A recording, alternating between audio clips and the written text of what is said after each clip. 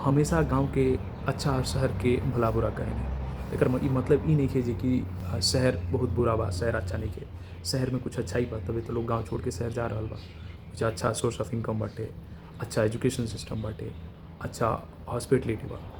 तो उ सब देख के लोग गाँव से शहर जाता कि सब चीज़ के सुविधा मिल जाए। तो ई सरकार के भागीदारी बा, सरकार के जिम्मेदारी बा कि ऐसन जौन माहौल उ या बाटे ये सब के प्रति स्कूल्स, कॉलेज या हॉस्पिटल चाहे आवागमन के जौन सुविधा बाटे उ सब सरकार अगर गाँव में प्रोवाइड करो, नहीं कह जे कि सिटी बना दे गाँव के, लेकिन कुछ हद तक तो ठीक कर सकता।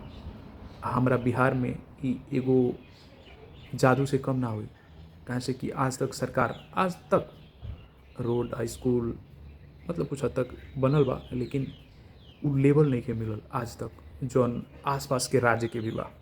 सोचे के चाहिए सरकार के, ई जिम्मेदारी बा सरकार के। हमारा राज्य के लोग के भी ई जिम्मेदारी बा सरकार के ई याद दिलावल, सरकार के औकात दिखावल कि वोट के पावर का होला। आम आदमी का कर सकता सरकार खतरा, सरकार रौरा लोग से बा, सरकार से रौरा नहीं की।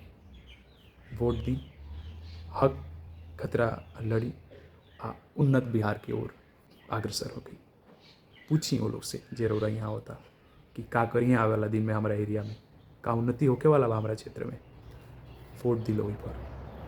पैसा रुपया तो हाथ के मैल, सुन ले मैनू, पैसा और रुपया तो हाथ के मैल लटे। चाहे पैसा रुपया आज रही काल नहीं के, 5,000 के 10,000 रुपया के देके चल कितना दिन काल जीवन भर चली 10,000 नानो चली। तो सोची समझी राज्य के हित में, देश के हित में कार्य करी। आई एक आदमी से ना, सब केहू के मिल के, सब केहू के साथ कई काम बाटे। सोची लो, समझी लो, अच्छा आदमी चुनी लो जे अपना राज्य के वो विकासशील दिशा की ओर मोड़ सको। तब तक ना मिल जाए अगला वीडियो।